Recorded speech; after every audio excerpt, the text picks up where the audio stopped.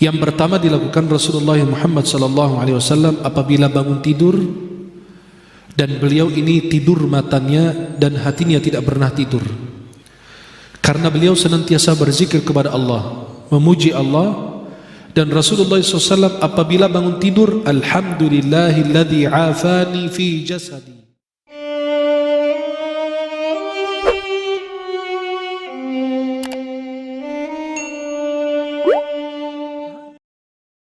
InsyaAllah di malam hari ini akan hidup bersama kebiasaan Rasulullah dari bangun tidur sampai tidur kembali.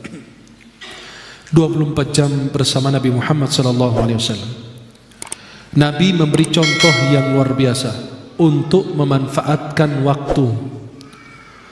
Karena begitu beban berat Rasulullah Muhammad SAW yang dikerjakan dan dilakukan Nabi, khususnya menyampaikan risalah Allah Subhanahu wa Ta'ala kepada manusia, dan beliau ini sebagai pemimpin, sebagai guru, sebagai orang yang mensyariatkan, sebagai orang yang membawa perdamaian, apalagi urusan pribadi beliau sebagai suami, ayah, dan ini semua tetap beliau memperhatikan dan mencari berita tentang sahabatnya.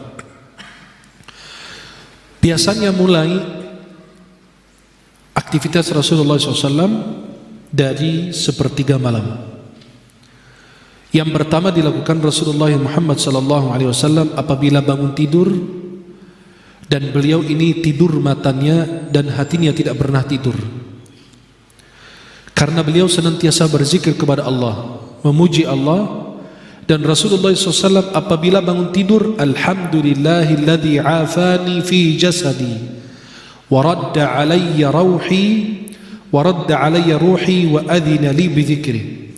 Segala puji bagi Allah yang memberikan kesehatan dalam tubuh saya dan mengembalikan ruh saya dan mengizinkan saya untuk berzikir mengingat Allah kembali. Rasulullah SAW sesudah bangun tidur untuk salat malam, beliau mengusap wajahnya, menghilangkan bekas tidurnya. Kemudian beliau berdoa. Selepas berdoa, beliau mengambil wudu lalu menggunakan siwak. Karena salah satu sunnah adalah menggunakan siwak khususnya bangun tidur. Karena perubahan bau mulut kita, maka disunnahkan menggunakan siwak. Kemudian Rasulullah mendirikan salat malam. Beliau SAW salat malam sehingga kakinya bengkak SAW. Sampai istri beliau dan keluarganya sayang sama Nabi, kasihan sama beliau. Nabi terus mengerjakan salat malam sehingga kaki beliau bengkak. Ketika ditanya, ya Rasulullah, bukankah engkau telah diampuni dosa yang telah lama pun akan datang? Kata Nabi SAW, afala akunu abdan syakura, bukankah aku ingin menjadi hamba Allah yang pandai bersyukur kepada Allah? Dan terus beliau berzikir, melaksanakan salat malam, istighfar, bermunajat, dan mentadaburi ciptaan langit dan bumi sehingga mendekati fajar.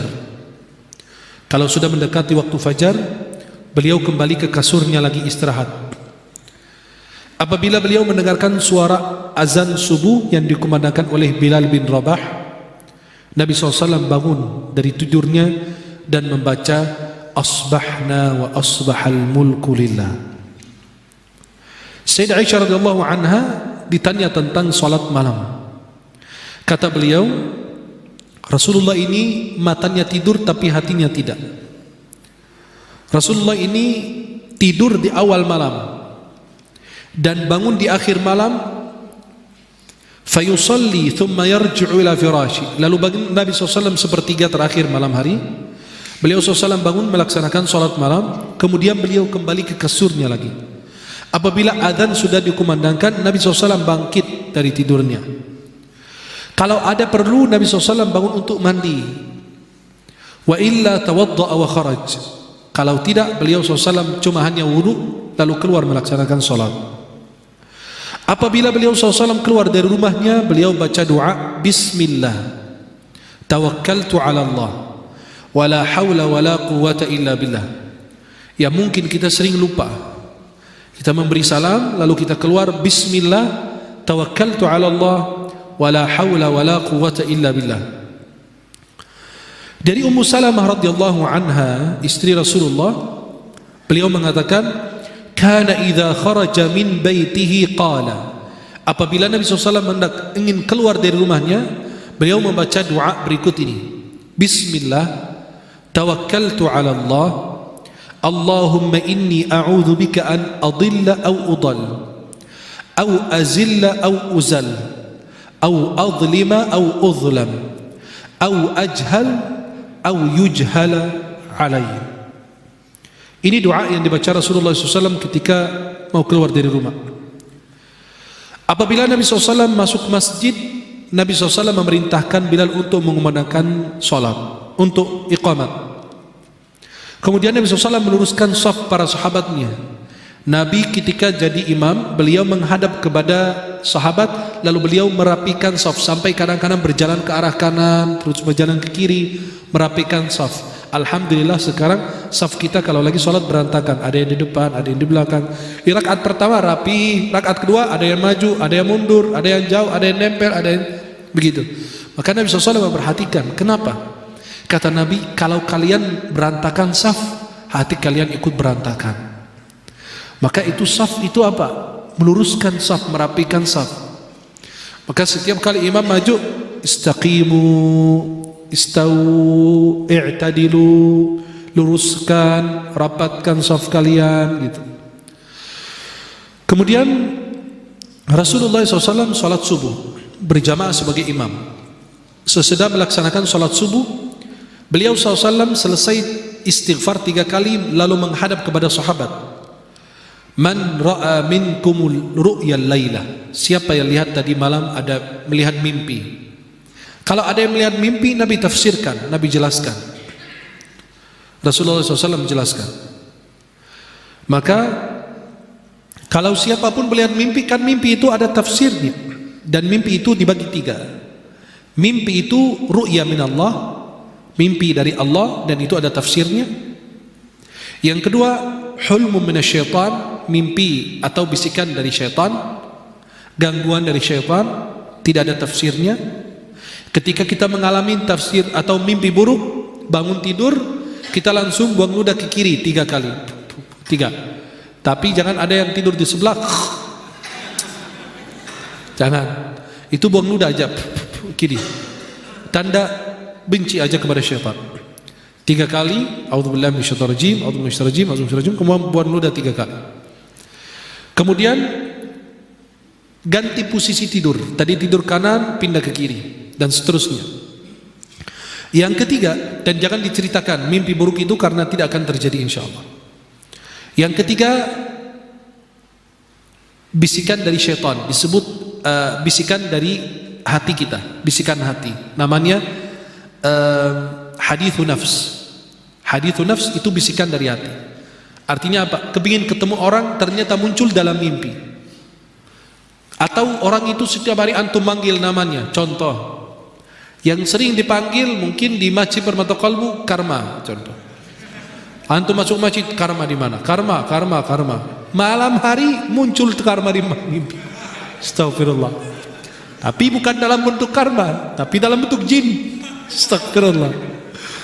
Maka karma muncul itu bukan tidak ada tafsir mimpinya, tapi itu bisikan dari hati. Kenapa? Karena antum berinteraksi dengan orang tersebut. Seperti antum setiap hari fotokopi aja kerjaannya. Dalam mimpi lihat kertas. Ustaz, tadi malam lihat kertas banyak banget. Antum kerja apa? Tukang fotokopi. Ya itu kertas fotokopi antum. Kok bisa datang dalam mimpi? Ya karena itu bisikan hati. Antum berinteraksi setiap hari dengan hal tersebut, jadi muncul dalam mimpi antum. Dan siapapun melihat mimpi benar, itu ada tafsirnya. Sampai kalau orang mengaku lihat Rasulullah, ada tafsirnya. Di dalam Fathul Bari syarah Sahih Bukhari, Muhammad bin Sirin mengatakan, kalau ada orang mengaku lihat Rasulullah dalam mimpi, kita bilang, ayo ceritakan ciri-cirinya. Kalau dia ceritakan, oh hidung Nabi begini, alis Nabi begini, pipinya Nabi begini, jenggot Nabi begini, kalau betul, ya betul. Kalau tidak, berarti bukan Rasulullah. Tapi dia percaya, itu bisa siapa aja. Tapi kalau lihat Rasulullah, pasti, oh ini tadi malam saya mimpi Rasulullah, coba ceritakan cirinya, rambutnya gimana, hidungnya gimana, alisnya gimana, apa diceritakan. Kalau betul sesuai, itu betul mimpi Rasulullah, karena syaitan tidak akan menyerupai Rasulullah dalam mimpi. Saya pernah terjadi cerita lucu di luar kota, itu beneran terjadi. Ibu-ibu lihat dalam mimpi saya pakai sorban putih, wajahnya katanya bercahaya, pakai gamis putih, muncul dalam mimpi beliau. Bangun tidur, dia pikir mimpi Rasulullah. Mancung juga kan? Astagfirullah. Akhirnya beliau bilang sama suaminya, aku tadi malam mimpi Rasulullah, Masya Allah. Suaminya sampai peluk istrinya, Masya Allah kamu salehah gitu. Padahal mimpi orang selain suaminya, bukan Rasulullah. Ibu-ibu memang udah sepuh beliau. Pas anak lagi di luar kota itu, lagi ngisi kajian, dia tunjuk ke arah saya dia. Pas masuk ke masjid sama suaminya, dia tunjuk. Anak kan gak paham itu tunjuk apaan. Suaminya ketemu saya habis kajian, Syekh Ahmad, tadi malam istri anak mimpi antum kirain Rasulullah. Ya salam. Istri antum ini curang ini. Masa mimpi orang selain lakinya gitu ya, selain suaminya. Maka itu jadi apa?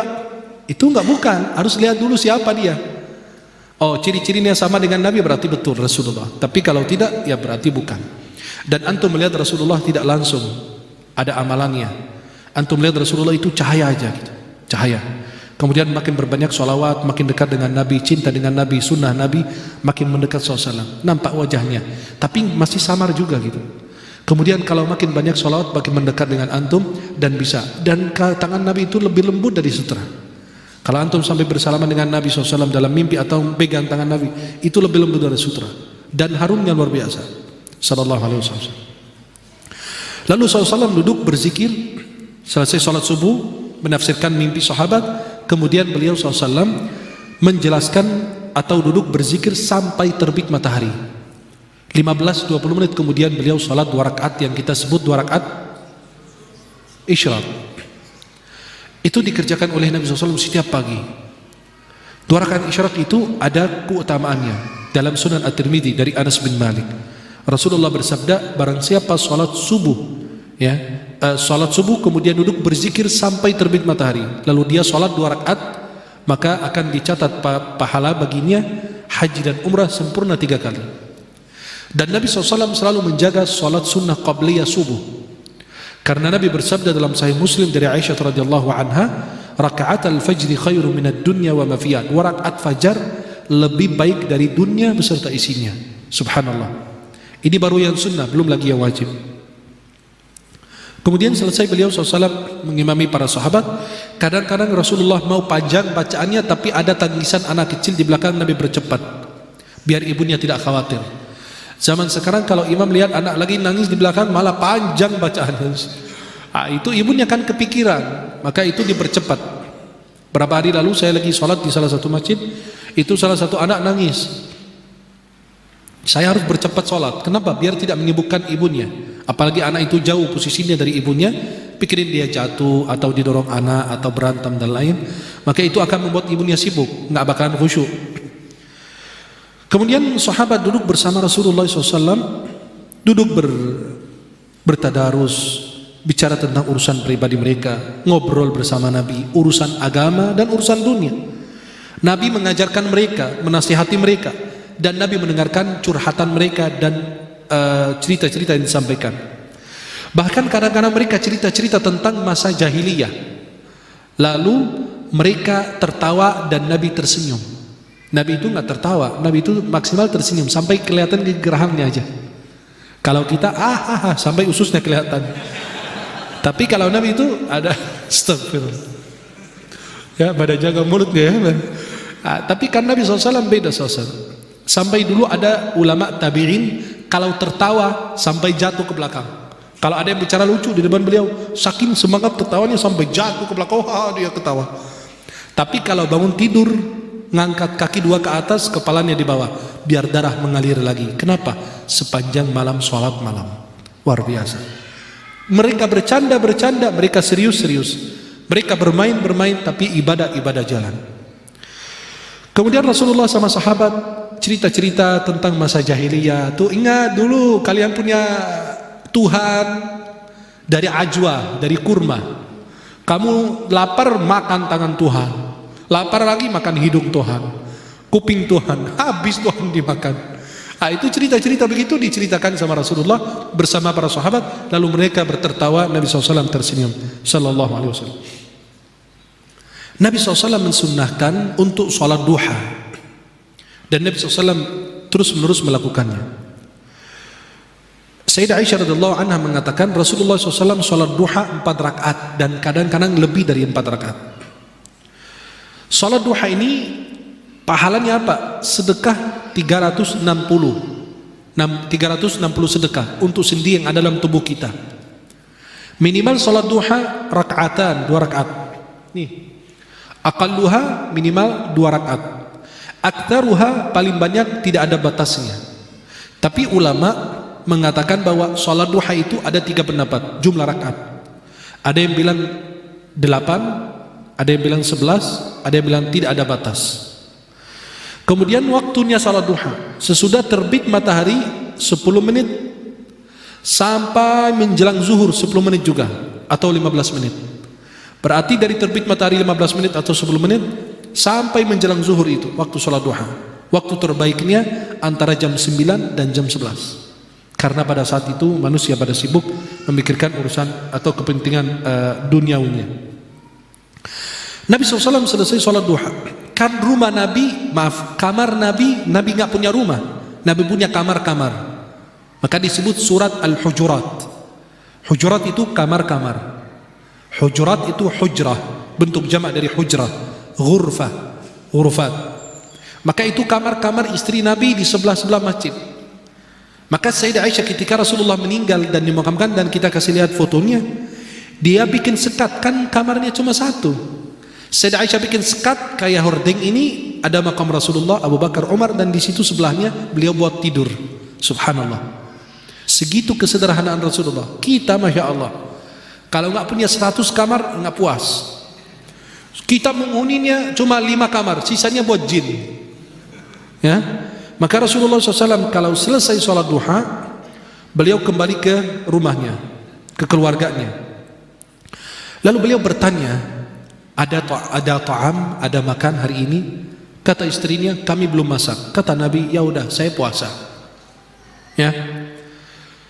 Aisyah mengatakan, qala li ya Rasulullah SAW dzata yaumin. Rasulullah suatu waktu mengatakan, ya Aisyah, hal indakum syai'? Apakah kalian ada makanan?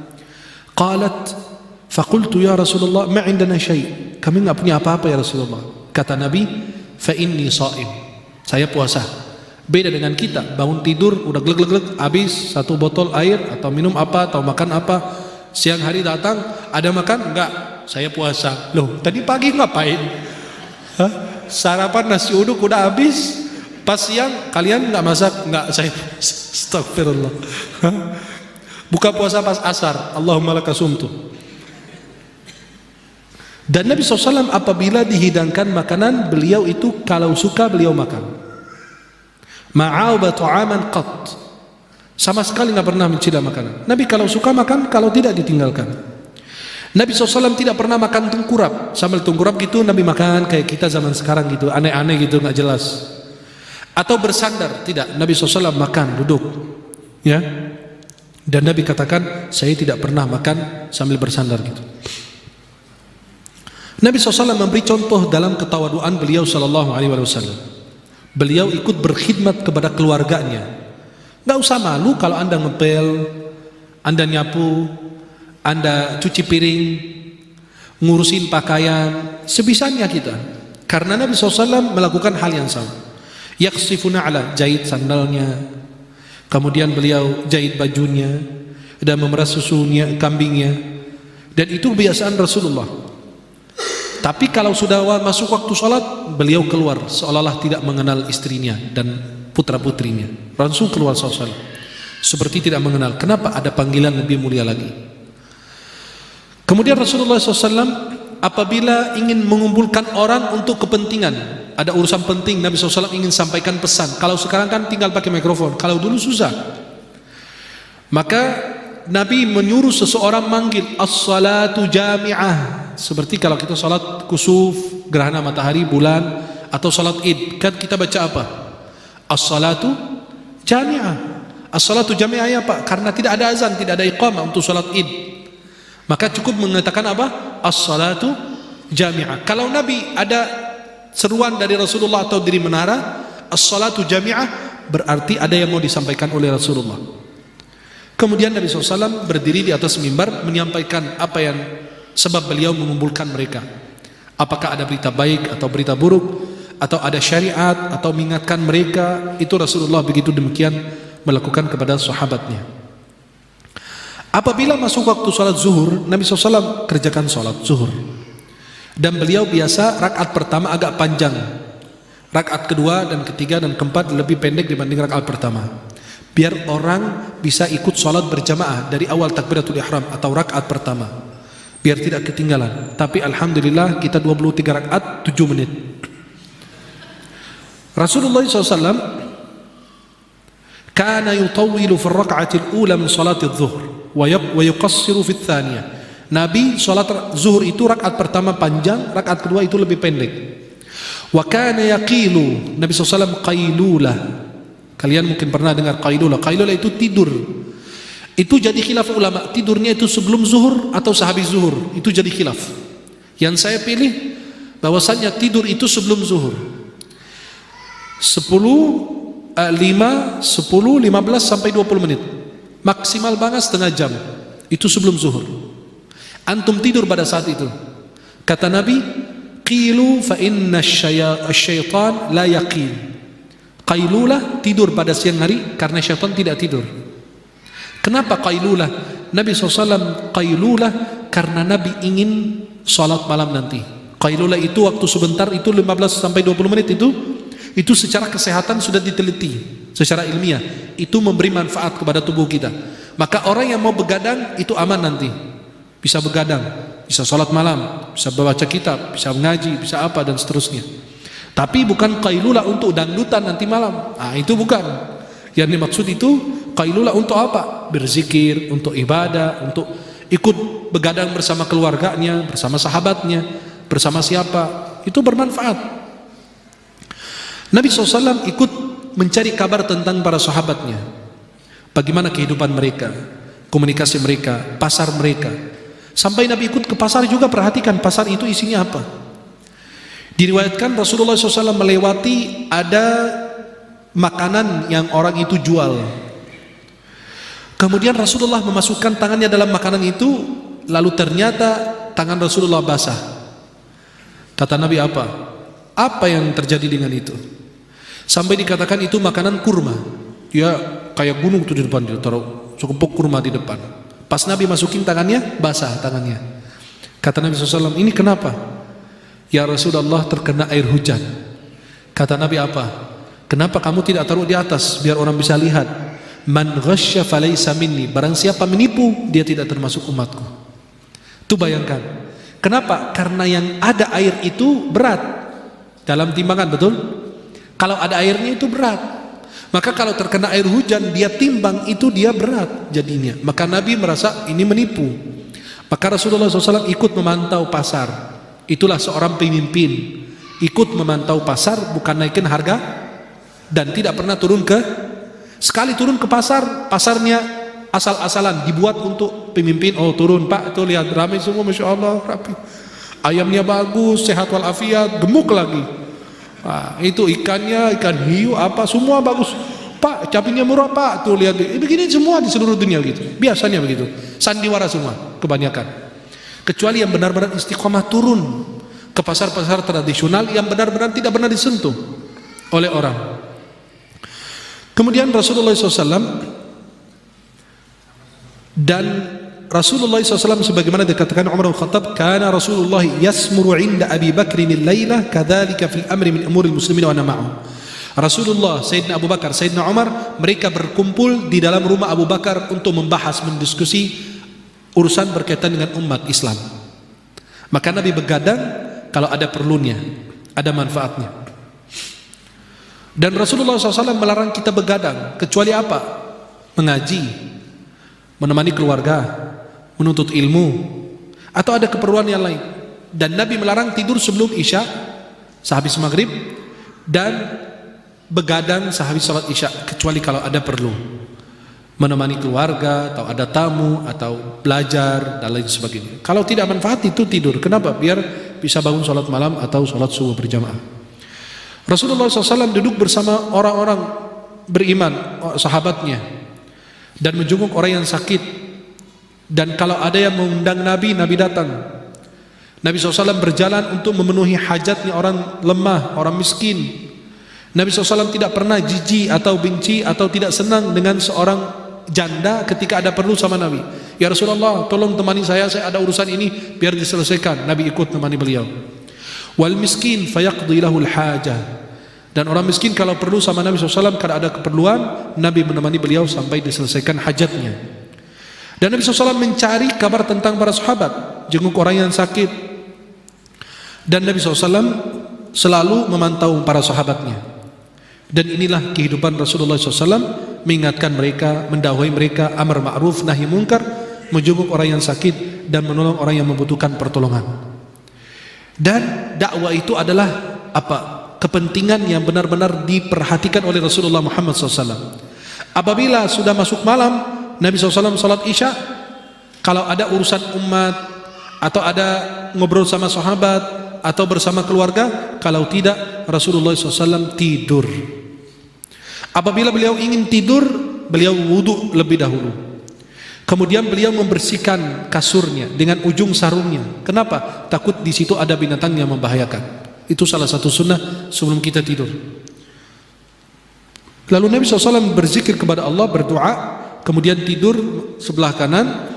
Kemudian Rasulullah SAW baca doa, Allahumma aslamtu wajhi ilaika wa fawwadtu amri ilaika wa alja'tu dhahri ilaika raghbatan wa rahbatan ilaika la malja'a wa la manja minka illa ilaika. Allahumma amantu bi kitabika alladhi anzalta wa bi nabiyyika alladhi arsalta fa in mutta min lailatik, apabila engkau mati atau meninggal di malam hari tersebut sesudah baca doa tersebut, fa anta 'alal fitrah, maka engkau mati dalam keadaan fitrah, keadaan suci. Waj'alhunna akhir ma tatakallamu bih, jadikan doa tersebut adalah doa yang terakhir kau baca sebelum tidur. Dan Rasulullah biasa baca ayat kursi, dua ayat terakhir surat Al-Baqarah, amanar rasulu dan Allahumma amanar rasulu bima unzila ilayhi min rabbih wal mu'minun. Kemudian ayat kursi, Allahu la ilaha illa huwal hayyul qayyum. Dan ini salah satu sunnah yang dikerjakan Rasulullah. Nabi SAW membersihkan dengan ujung sarungnya. Kemudian beliau membaca, Bismika Rabbi wada'tu jambi wa bika arfa'u in amsakta nafsi farhamha. Ya Allah, dengan namamu aku meletakkan tubuh ini, dan dengannya saya akan bangun kembali. Jika engkau menahan roh saya, maka rahmatilah diri saya ini. Wa in arsaltaha fahfadha, kalau engkau melepas roh saya ini kembali dalam tubuh saya, maka jagalah roh dan diri saya ini, Allah, sebagaimana engkau menjaga hamba-hambamu yang saleh. Kemudian inilah kehidupan Rasulullah SAW setiap hari, kecuali kalau ada keperluan, ada perang atau ada apa, kegiatan yang berbeda dengan apa yang kita sudah ceritakan. Maka kehidupan Rasulullah SAW lillahi ta'ala, Qul inna salati wa nusuki wa mahyaya wa mamati lillahi rabbil alamin. Bagaimana kita meneladani Rasulullah? Pertama, berusaha agar memulai harimu dengan zikrullah, ingat Allah, dan mengakhiri dengan zikrullah, dan berbanyak untuk mengingat Allah sebagaimana dilakukan Rasulullah. Yang kedua, berusaha menjaga salat malam. Kemuliaan orang mukmin itu dengan qiyamul lail, dan berusaha untuk menjaga zikir pagi dan petang, dan zikir-zikir yang lain, keluar dari rumah, masuk WC, keluar WC, masuk masjid, keluar dari masjid, dan seterusnya. Dan salat duha dan salat-salat sunnah yang lain. Yang ketiga, berusaha untuk menjaga salat berjamaah di masjid, khususnya salat fajar dan salat isya, karena itu salat yang paling berat bagi orang munafik. Habiskan harimu itu di waktu yang bermanfaat untuk dirimu dan keluargamu. Kalau bisa melayani keluargamu, berkhidmat kepada mereka, mengerjakan pekerjaan rumah, silahkan sebagaimana Rasulullah kerjakan. Bergaul dengan banyak orang, tolonglah orang yang membutuhkan pertolongan, jenguk orang yang sakit, dan hadirilah walimatus safar, walimatul urs, walimah atau akikah atau sunatan dan lain, apapun yang bisa kita hadirin untuk saudara kita, dan berkhidmat kepada mereka, berdakwah kepada Allah Subhanahu wa ta'ala. Hiduplah untuk umat Nabi Muhammad SAW, untuk menolong agama sebagai da'i, guru, atau belajar dan berusaha untuk menolong banyak orang. Dan aturlah waktu tidurmu dan manfaatkan adab-adab yang sudah dikerjakan dan dijaga Rasulullah SAW. Aturlah kehidupanmu dan jangan lupa untuk senantiasa meneladani apa yang sudah dikerjakan dan dilakukan oleh Rasulullah Muhammad sallallahu alaihi wasallam. Inilah 24 jam atau dari bangun tidur Nabi sampai beliau tidur kembali. Inilah kebiasaan Rasulullah, dan ada amalan-amalan yang lain mungkin kita tidak bisa cukup untuk menyampaikannya. Bisa antum baca di dalam kitab-kitab yang berbicara tentang amal al-yawm wal laylah, seperti karangan Imam Ibn Sunni namanya Amalul Yawm wal Laylah. Kemudian baca dalam kitab Al-Adhkar Imam Nawawi, itu kegiatan atau doa-doa atau amalan yang dikerjakan Rasulullah dalam sehari-hari. Kitab Al-Adhkar Imam An-Nawawi kita sudah terjemahkan dalam bahasa Indonesia dan sudah saya tahqiq, kalau nggak salah masih ada di sini bukunya ya, itu 1 jilid dalam bahasa Indonesia. Itu kebiasaan Rasulullah dari bangun tidur sampai tidur kembali, dan seluruh zikir lengkap ada di dalam kitab Al-Adhkar karangan Imam An-Nawawi. Wallahu ta'ala a'la wa a'lam bis-shawab.